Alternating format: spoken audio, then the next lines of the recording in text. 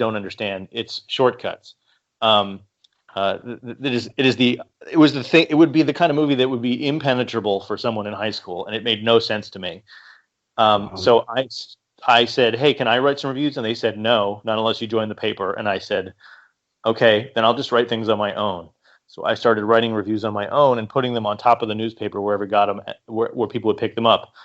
And the newspaper got very angry because mine were on top of theirs. And so we're taking my reviews more than they were taking the school paper, even though mine was just on regular paper that I printed out that day. And so they made me join the school paper and then kept trying to get me to not write reviews and then do other things. And I just had literally no interest. And I eventually in my senior year, got fired by the school paper for not wanting to write anything else. That's hilarious. Has anyone mentioned that you actually look a lot like Jay Sherman? I don't look like Jay Sherman, but from this angle, I might. Just the angle. The critic, Gord, if you don't remember. No, I know who Jay Sherman is. He referenced on, what was it, Family Guy, I think, where I know him from. Oh, probably. Memory serves me. You should watch it. The TV show The Critic totally holds up. Still very funny. Amazing. Yeah, it does. So what's one big influence from that era that really stood out for you and made you want to pursue this? The same influence in the 90s, and it was Pulp Fiction. That was one of the first sort of like major papers I wrote was about the violence in Pulp Fiction. But, and then I made a movie in high school and then went to film school in Boston. And then realized that I made movies, but didn't really want to do it. I didn't like the process so much. I didn't like how exhausting editing was, and I didn't like having to walk on eggshells with actors. So when I graduated, I just went back to New York and got a regular job, and eventually would get magazine work and newspaper work when someone would read something I wrote on a forum and hire me to do it, to write reviews for them. But it was sporadic and it didn't pay very well. Yeah. And then eventually I started writing for a newspaper in Columbus, Ohio when I moved there, and then regularly doing it again, and then doing interviews and writing articles, and then starting my own website when I moved to Philadelphia, doing podcasts starting in like 2009 to 2012. Wow. I was in a commercial that never aired. They drove us across the country because I was voted one of the top 20 critics in America at the time. Wow. And, holy shit. They shot a commercial that was very bad, and they never aired. It was supposed to run before, like when during the commercials before the movies. It was a complicated, and they never aired mine, and I was fine with it. It flew us out to Denver to do it. It's a very odd story that I will not tell for legal reasons. We'll just say, because I have my theories about what was going on, and it's insidious, and it doesn't matter now because none of the companies exist except one of the players does still exist in a way, and he's I would if I told the story, it would sound like money laundering because it was. Fair enough. Did you see Face Off? Awesome. You did, yes. Dreams. There's Mother, Crossing Delancey, there's Animal House. 7. I'm looking at 7. That's awesome. That's the criterion of 7. I was a huge fan of 7. All right. Do I need to prove you that I own Rumble in the Bronx on Laserdisc, or do you believe me? No, I absolutely believe you. Okay. I'll find it somewhere during this conversation, and then you'll go, oh my God, you weren't making that up. Oh my God. No, I totally believe you. That's really cool. Not making that up. Can you see that? There it is. It is. Oh, very cool. But if you get, I think the original cut before they dubbed it and brought it to the U.S. I can't remember if it's called Rumble in Hong Kong or whatever it's called, but it's a longer version that's I think still in English, but yeah, a couple of minutes longer. So maybe you're in that cut. It's possible. It was all in Vancouver. That's all I. Oh no, it's not that it was not shot in the Bronx. The mountains in the background are a big giveaway. Yeah. The thing that baffled me was they spent like a week going through the streets where they were filming it, covering up all the graffiti with fake movie graffiti. Oh, because it was a Canadian specific graffiti? No, they just didn't. They thought they might be gang symbols or something, so they had to get rid of them. That was when I learned that everything in movies is fake.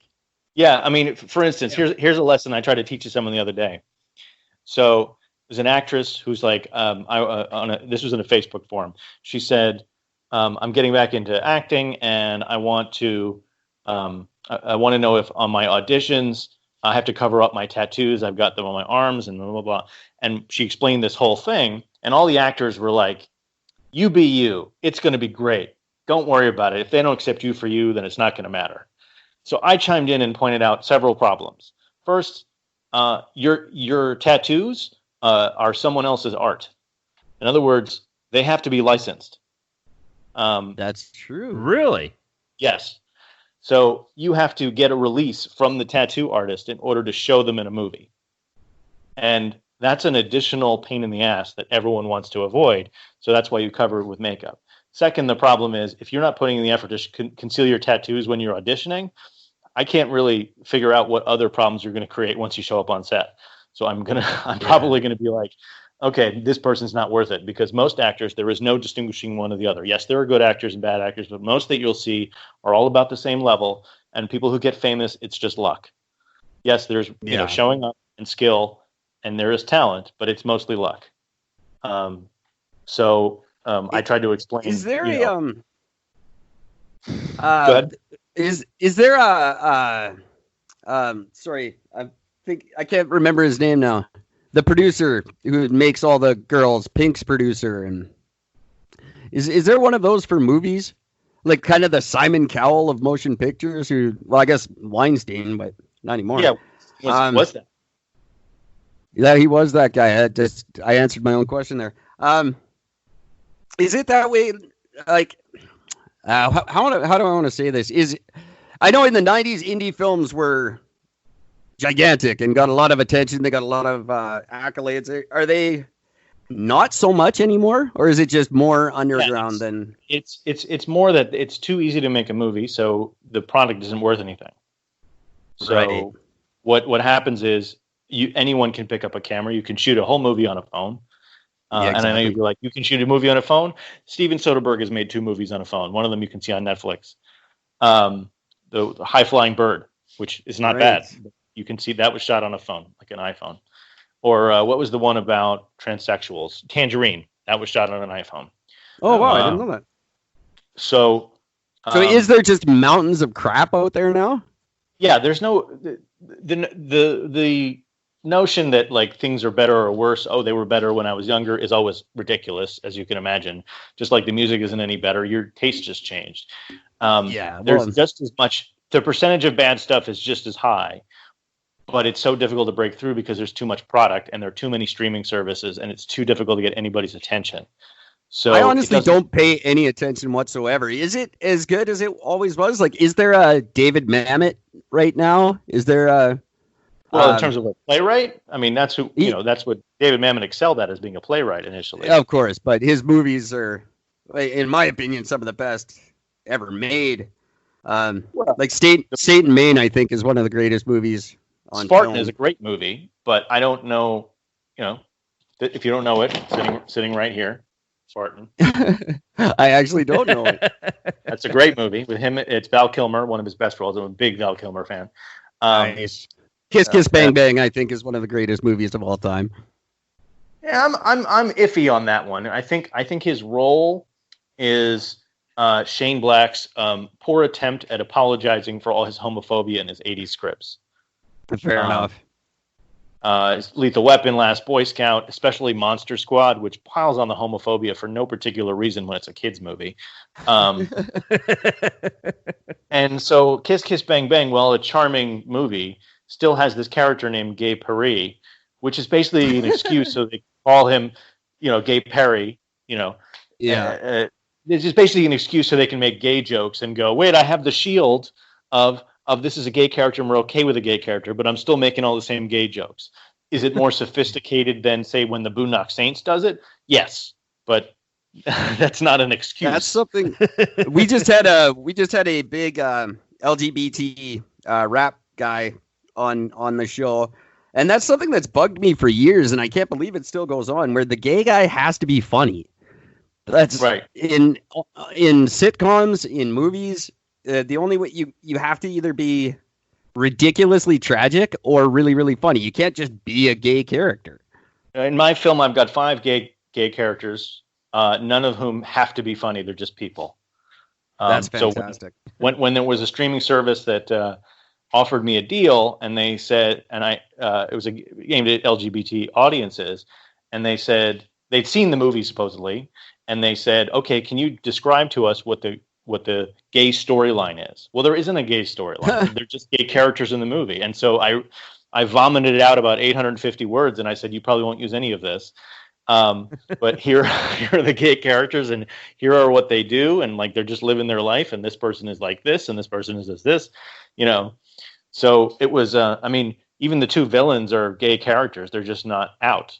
They're, you know, I told the actors, hey, you're based on what if Roy Cohn and Joseph McCarthy were in a relationship. And they said, okay. And I said, imagine every scene that you have in the movie is a sex scene between the 2 of you, except you're never going to kiss. And all the jokes that you're doing about bananas, which they do, and every little gesture is basically a sex scene or innuendo or something. And they're like, got it. And they went with it. And so the scenes are very funny. They're much darker than they used to be before we actually had a viral pandemic. So when they start talking about quarantines and high death counts and how proud they are of that and how they're going to hide the high death count from the public, the scene plays a little differently than it did, say, I don't know, 5 months ago when it was just pretty dark. No kidding. That's amazing to me that you did you hesitate to put it out, or were you because of the scamdemic, or are you did it excite you? How did you react to it? No, it was a coincidence that I finished it the same week that I was quarantined. That is very funny. But yeah, I mean, did I have hesitation? A little bit, but it was like, you know, the guy who plays the villain's henchman, he said to me, oh my God, this is your movie. What's going on right now? And he's right. But you still have to wait for it to be put out. I mean, you have all these options, but it's all these, as I said, like the series of no options where you're not going to make any money and no one is necessarily going to see it. It doesn't really matter how much energy I put. I could appear on every podcast in the world. Getting someone else's attention is the hard part. Getting someone to care or notice it for more than a handful of minutes is nearly impossible. I mean, your audience may not know this, but when you watch a movie on Amazon Prime, if I have a distributor or I put it up myself, the rate is the same. It's 1 cent an hour. So you watch my hour 42-minute movie, I will get less than 2 cents. Wow. I had a story published by Amazon. I had a short story published by Amazon last year, but it's strictly for Kindle, and I don't think I actually get paid or anything from it. But oh, well, I'm sure there's like a transactional rate that you might get. Probably. And it would be, again, the Spotify money, basically, which I think is 0.003 of a cent or something like that. The transactional money, if you rent a movie on Amazon, is better. It's still 50-50. The best split is Vimeo, but nobody uses it. I think that splits something like 85-15 in the filmmaker's favor, which we would all love to use. But since nobody goes there, nobody accidentally runs like on YouTube, you'll see clips on the side. That never accidentally happens on Vimeo. No one browses it just to do it. I would like to, actually, because I use Magisto for a lot. I make a lot of little like 1 or 2 minute movies, and they automatically get put on Vimeo, but I never check them out there. I don't even know what it is, to be honest. You've now proven the point. Yeah. We would love to be, Vimeo to be a viable platform, but it's not. And I've probably got a dozen videos on there right now that I don't track. I don't know what they do. Right. It's funny. I know nothing about any of the industry, but even I've heard of Vimeo. I've actually heard of them. Never seen anything on it, but I've heard of them. One of those. It's like TikTok. You hear about it, but nobody knows what it is. I know it exists. What's the state of the indie movie theater? Does that still exist? It exists. I mean, look, right now, I don't know if we're going to get anyone going to an indie movie theater for another year and a half, because who wants to sit in a small room sharing the air just to see some movie that'll be on demand within 2 months?